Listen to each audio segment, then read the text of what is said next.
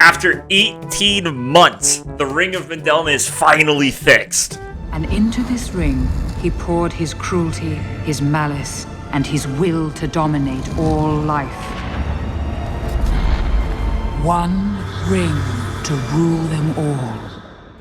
If you're looking for an incredibly powerful leveling build that's going to scale into a late game powerhouse, then Minions are the build for you. This build is incredibly fun to play, it clears really fast, it's very tanky, and all around it's just a solid build that's good at all stages of the game. For me, Minions are going to be the bread and butter of the Necromancer class next season, and this build I'm going to show you today, I believe is the best launching off point for Minions. We're probably going to find some more optimization in the future, but I love this setup, because unlike other setups, the build is very good at speed farming, and it's also very tanky compared to traditional Minion setups, but it still has the damage thanks to the incredible power of Ring of Mendeln. This item finally scales with minion damage rather than your own damage, and that makes it playable in this build, and it makes it insanely powerful. Now, this setup varies very hard from traditional Minion setups. This is very different than old school Minion builds. For starters, we're running the Ring of Mendeln because this now scales with Minion damage. So even though the Ring of Mendeln ends up being most of the damage of the build, you know, your Minion's attacks still do a decent amount of damage,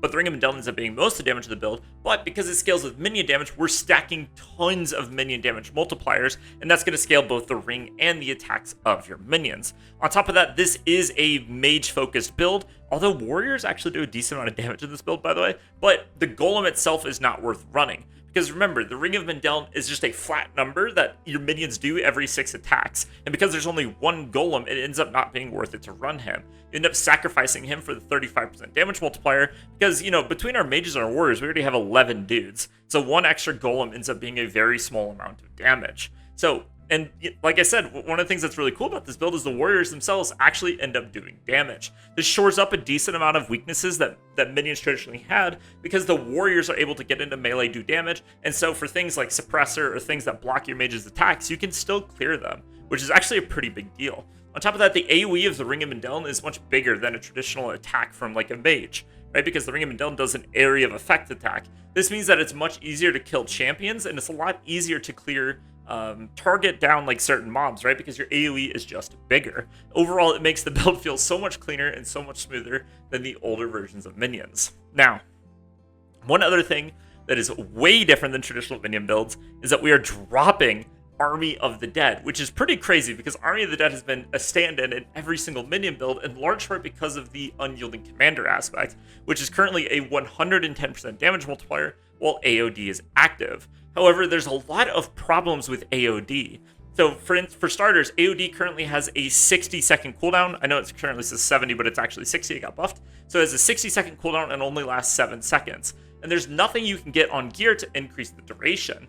And if you're new to Minions, we are able to get 100% uptime on AOD, though, when you're pushing because of a bug.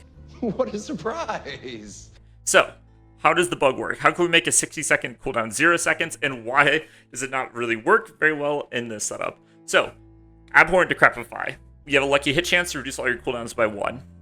This is bugged when you play with Aphotic Aspect. So the Aphotic Aspect makes your warriors do shadow damage, and it makes them proc Decrepify, which means whenever your warriors are able to sit on a target and hit it, your cooldowns are going to be plummeting.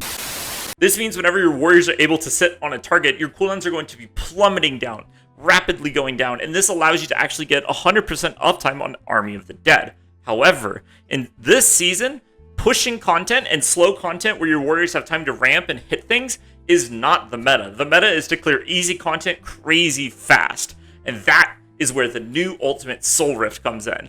Soul Rift is going to give you huge amounts of barriers, so it's going to solve a ginormous problem that minions have, which is survivability. Soul Rift generates an insane amount of barrier, which makes your life so much better, and it's also going to give you a 30% damage multiplier. And finally, it's going to apply vulnerable to enemies. This 30% multiplier, which persists, by the way, for 5 seconds after, the vulnerable application, and the shield itself allow you to run so much more damage. In fact, you can run so much more damage, it ends up outperforming AOD for raw damage. So how is all this working? Well, the vulnerable application from Supreme Soul Rift means we are able to run Blighted Corpse Tendrils instead of Plagued Corpse Tendrils. So if you don't know, normally Minions would get its vulnerable from Corpse Tendrils, specifically Plague Corpse Tendrils, but because we're getting vulnerable from Soul Rift, we can run Blighted Corpse Tendrils to get Blood Orbs.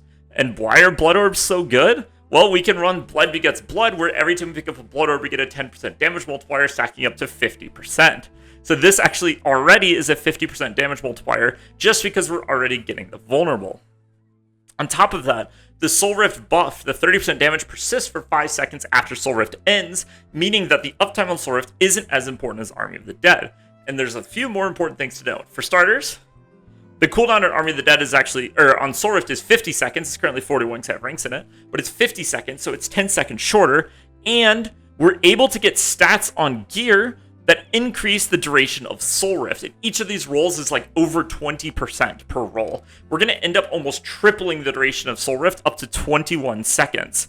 And so we're very quickly approaching a point where we're getting about 21 seconds of uptime, and the cooldown is going to get down to like below 30 seconds, and then we just need a couple of Decrepify procs, and we've got 100% uptime. But the beauty of this ability is even when it falls off, you're still getting the damage buff, you still got the barrier, and the vulnerable will still persist for several seconds. So everything about the ability persists even after it ends. So even if it falls off, you still get the effects, but it lasts longer and it has a shorter cooldown.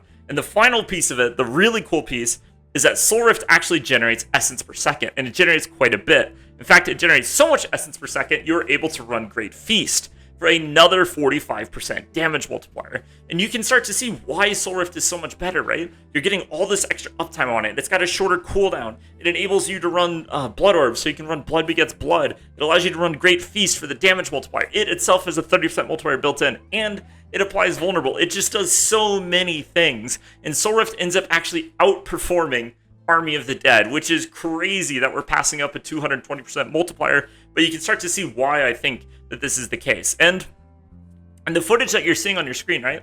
You're seeing the player who provided the footage doing like pit 60s. They're doing like Torment 3 and some Torment 4. And remember, this is only about 10 hours of gameplay. The gear this player is using is absolutely horrible. Okay, I believe there's like 3 pieces that are upgraded. I think the player maybe has 1 ancestral item. That's it. Everything else is just normal legendary.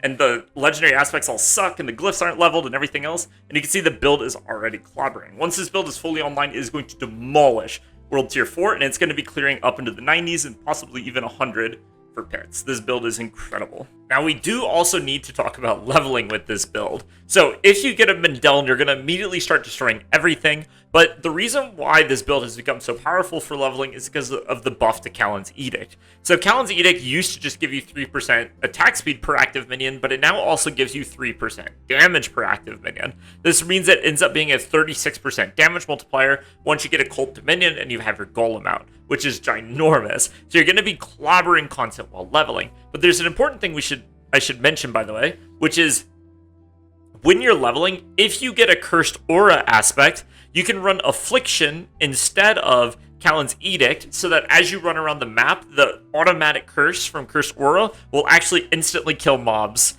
with Affliction. Now, the person who provided the footage, unfortunately, didn't get an aspect of Cursed Aura, but if you do have it, you can throw on Affliction and you will just clobber everything and just destroy. And so, overall, you know, the build's linked in the description, check it out. And overall, I'm super excited about this build. I think it's on track to be one of the highest performing builds of the season. I'm super pumped for it. It's going to be a great starter build. It's going to scale well into the late game, great bossing build. And even if you want to transition to another build, Minions, and specifically this Mendeln setup, is absolutely where you want to start. And then you can transition to another build if you want to later. But honestly, I think this is going to be one of our top performing builds in the end game anyway. So, stay tuned. I'll obviously keep you guys updated on the build and everything I learned. Check out the stream and all that stuff. But thank you guys for watching. I'll see you in the next video. Peace out, guys.